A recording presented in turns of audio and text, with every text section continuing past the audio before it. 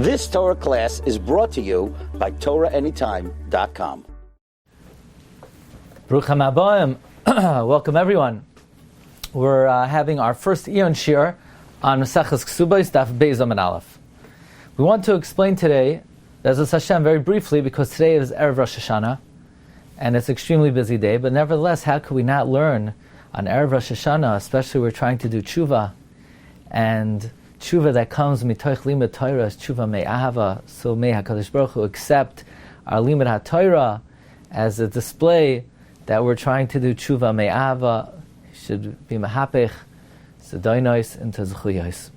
The Mishnah says the Basula gets married on Wednesday, so that if she would have tainas basulim, she would go to Bezdin. If the husband would have tainas basulim, if he would have a claim that this new wife is not a basula, he would go to Bezdin and say, my wife is not a basula. So the Rishonim will ask, okay, and if she's not a basula, so what? She's still mutter to him. It's a svek sveika. Maybe somebody lived with her before she was married, and even if someone lived with her while she was married, maybe she was coerced. Like the Gemara says on Daf Tes. So Rashi, the Maschel B'Sheni, answers that when the Baal gives edus that she's not a basula, it produces a koil. There will be a koil that... I see somebody's here. 1 second.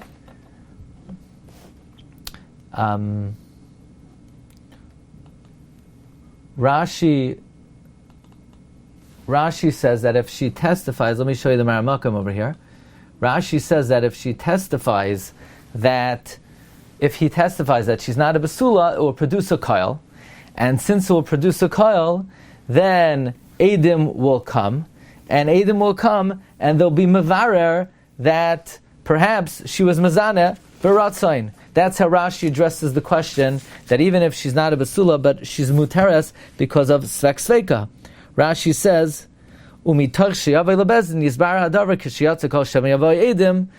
Edim will come. That's how Rashi deals with the question.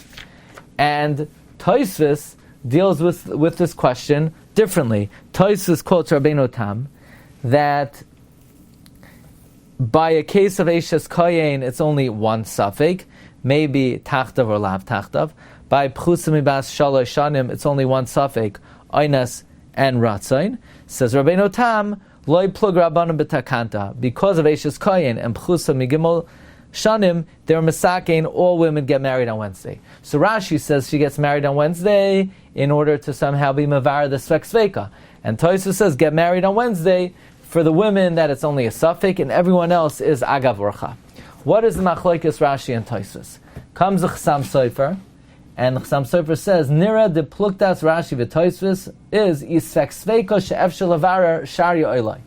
Do we say a Svek Sveika that you could be Mavarer is mutter or not? Rashi holds a Svek Sveika. If you could be Mavaret, you have to be Matriach and be Mavaret. And Rabbeinu Tam holds Eino Tzarch. You don't have to be Mavaret. This is an old machlokes, says the Chassam Sofer. In the footnotes, he brings down that if you look in the Shach and Yordesim and Kuf Yud, this is a machlokes Rabbeinu Tam and the Rashba. Rabbeinu Tam generally says not. The Rashba says yes. And the Kisav Sofer and the Tshuvas in Siman Chav Zayin, he brings that my Tata wrote that Rashi holds a svek sveika you have to be mavar, and Rabbeinu Tam is l'shitasoy that you don't have to be mavar a svek sveika. Okay, that's how the Chassam Sofer learns the machlokes Rashi and Tosfos. That Tosfos is going l'shitasoy that you don't have to be mavar a svek sveika. The Chazoini Cheskel, Rabbi Cheskel Abramsky, he says, what is this machlokes dependent on? What is the heter of svek sveika? Is svek sveika a roiv? Just like if you have a certain percentage of roiv, you could follow it. So roiv tzadim creates a roiv. Or is that in such a suffix you could be mekel? So if it's midin roiv, just like you're chayiv to be mervara or roiv if it's possible, that's a din in Yardei and Aleph. So to svek sveika, Rashi holds you have to be mervara. But if it's because in such a suffix you could be mekel when there's a svek sveika, then even if you could be mavarer, it would be mutter. That's how the Chassam Sofer sets up the machlokes Rashi and Tosfos. When I was in yeshiva, in the first year Beis Medrash, we heard a shiur from Rabbi Tzvi Yoel Turk. So I have in my notes here that we said two svaros. Well, even though if normally you do not have to be mevarer svek sveka like Rabbeinu Tam, here you would. Number one, because he's going to be married to her for his whole life. So he would be living with her in Isser indefinitely. It's not just like eating something that might be treif. It's a one-time thing. But here you're literally going to be living with the person forever and ever. Secondly, we said an amazing approach from the Chemda Shloimei, and that is, even though it's a svek sveka for him, for her it's not a svek sveka. She knows what happened. So to save her, we have to mevar it. That's why Tosfos, when he quotes over Rashi, Tosfos says that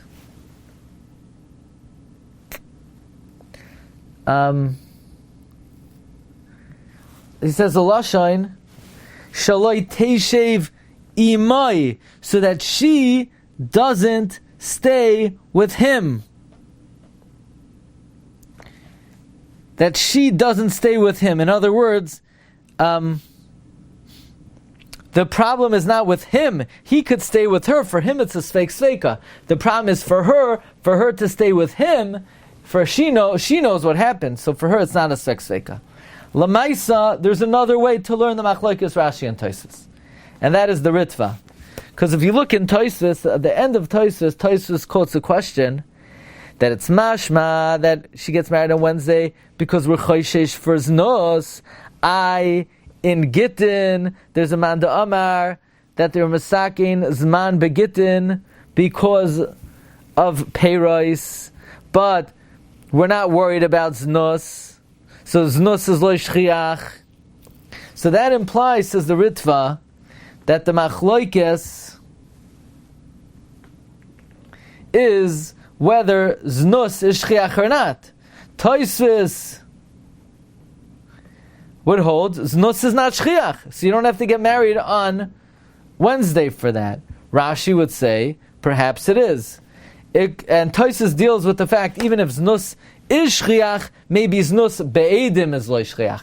But these are the two ways of learning machlokes Rashi and Tosfos. Do they argue whether you have to be mevarer a svek sveka, or do they argue whether we're actually worried for znus? Znus means berotzain tachtav, meaning it could be that's a very unusual occurrence, and we don't have to be choishesh for that.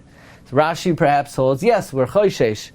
Tosfos says, not that way. Tosfos says, we're not choishesh. Okay, this is just begeder, just a te'ima on something on the daf. Like we said, Erev Rosh Hashanah is designated for Teshuvah, and the highest level of Teshuvah is Teshuvah Me'ahava, which comes from Limud HaTorah. So HaKadosh Baruch Hu should accept our modest Limud HaTorah as a sign of our attempt to do Teshuvah Me'ahava. And I wish everybody a ksivach simatayva, a good ben shtiar, bracha v'hatzlacha, and hopefully we will do Gimel Amud Beis, either Matzah Rosh Hashanah or Matzah Tzom GEDALIA, in all likelihood the latter. Have a good Yom Tif, a good Yar, Kol Tov. Good Yar. You've just experienced another Torah class brought to you by TorahAnytime.com.